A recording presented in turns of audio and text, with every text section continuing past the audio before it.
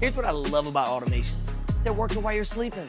When your CRM marks a job approved, boom, postcards automatically go to the neighbors. When your customers hit a certain spend threshold, boom, they get a handwritten thank you note sent out.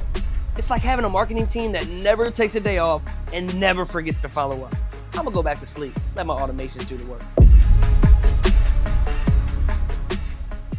If I was a roofer in 1925, 1975, and this is me today. Has life gotten better for roofers in America over the last 100 years? Do we make more money, own more, and live better? Or are we stuck or even fallen behind? To figure this out, I'm putting myself in the boots of a typical roofer from each era. We'll look at the wages, cost of living, home ownership, and whether roofers are climbing the ladder up or just treading waters. But first, I want you to comment below if you like this type of content. This is the most expensive videos we make on the channel, and if you don't engage with them, it sends us a signal that you don't care for this type of content and we should do something else. But if you do engage and you do comment and you like it, then we'll make more of it. Comment below what you think about this video. Do you think we have it better now or worse? Are we falling behind? I'll give you absolutely everything you need to know so you can stop being romantic about the past maybe, or maybe you will want to change something today because we are falling behind. Now, let's go to 1925.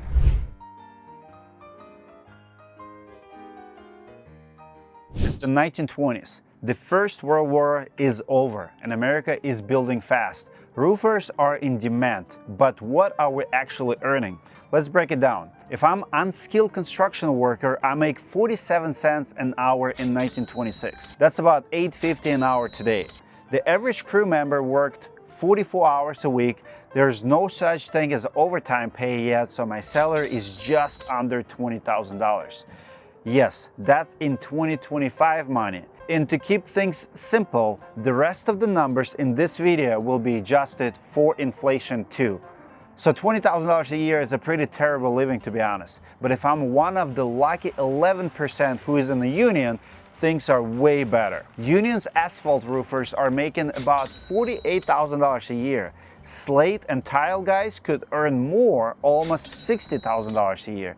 Still, life is not easy in 1925. Most of us rent. In a working class neighborhood, a standard 2-bedroom costs $550 a month. That's about half the monthly pay of a non-union guy like me. But if I was willing to go without electricity or an extra bedroom, I could get it down to $300. Home ownership was unlikely. Back then, a house in the suburbs cost about $120,000. In a small town, I might find one for about 75 grand.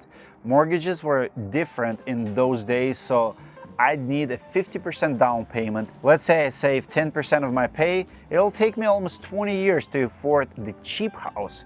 Union guys have a better chance, but with all of my other expenses, it would still be hard.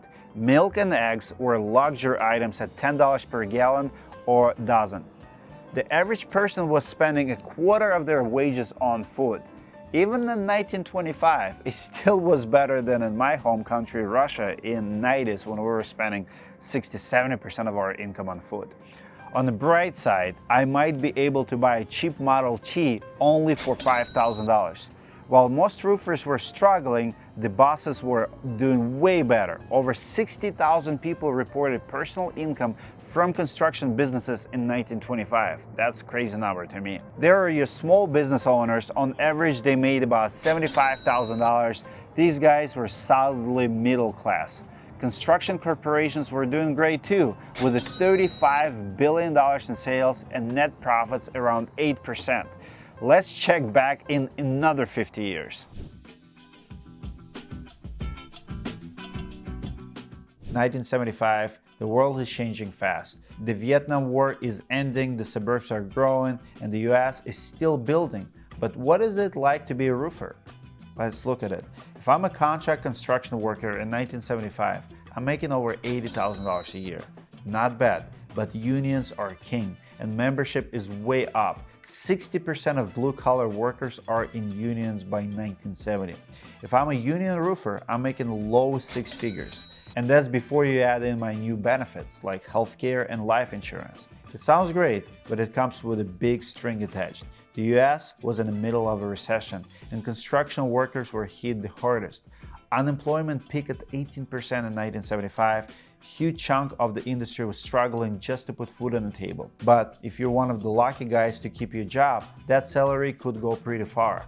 Rent was about $1,200 a month. For a non-union guy, that's less than 20% of my pay. Not bad for a working family.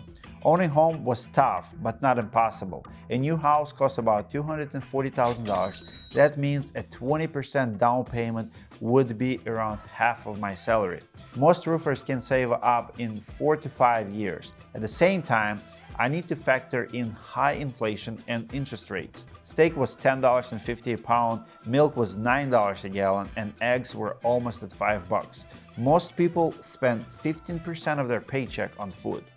The average car was about $30,000 in 1975, and gas was over $3. When I came to the United States in 2005, gas was actually about $3, and it's about $3 today, talking about stability for over the last 50 years.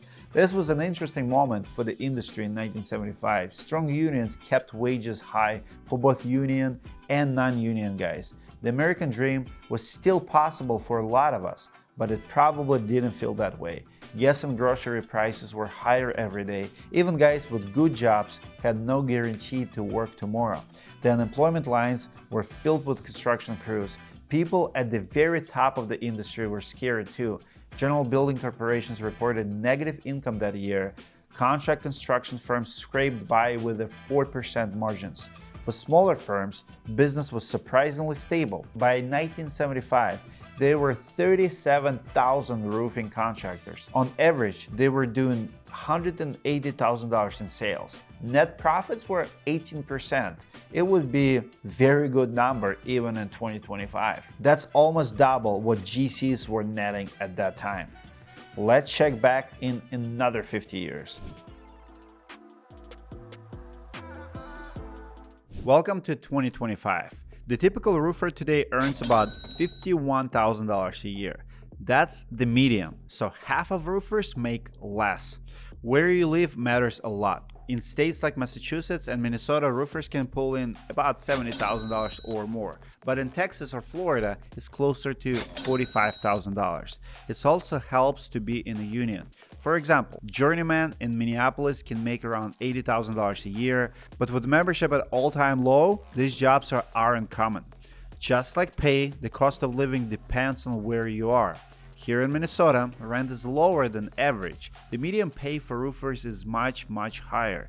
A $1,300 apartment costs about 20% of my monthly pay. Pretty affordable. In Florida, it's the opposite. Rent is almost $1,700 and the roofers here make less than the national average. My apartment costs me more than 40% of my salary if I live in Florida. If we go with the national averages today, more roofers today are like the guy in Florida than the one in Minnesota. That can make home ownership hard. The median home price is around $400,000. 10% down payment would be almost a year's pay. That's going to take 8 years to save, but I probably can get approved for that mortgage anyway. I need to find a house closer to $100,000, which isn't so easy these days. On top of that, you have rising interest rates and other expenses. A new car is around $48,000 and gas is $3.15 a gallon. The average American spends about 10% of their income on food. But what about the small business owners? In 2022, there were over 2 million specialty trade contractors. Their average $100,000 a year with the net margins around 16%. And if you're watching this from the future, comment below where you're watching from and how have things changed in your time. In 2021, large firms brought in hundreds of billions in revenue. Average margins were around 6%. It's safe to say business is booming at the top. If you can pay a CEO 7 figures and still net 6%, you are doing pretty well. But for the average roofer, the story is a little bit more complicated. Depending on where you live, you might be middle class or just scraping by. Today, just like in 1925 and 1975, a roofer's best shot at the American dream is becoming a small business owner. But there are no guarantees. In fact, 80% of contractor startups fail in the first 2 years. But there's something we have today that the older generations never had: the internet. It's easier than ever to learn from each other today than ever before, and that might be our biggest advantage. Comment below what you think.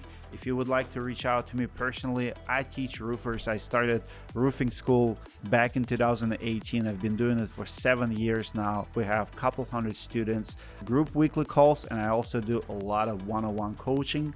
All of my information is below in the top comment and in description. Reach out to schedule a call. Good luck to everyone watching now, and if you're from the future, comment how things have changed. See you guys in the next video.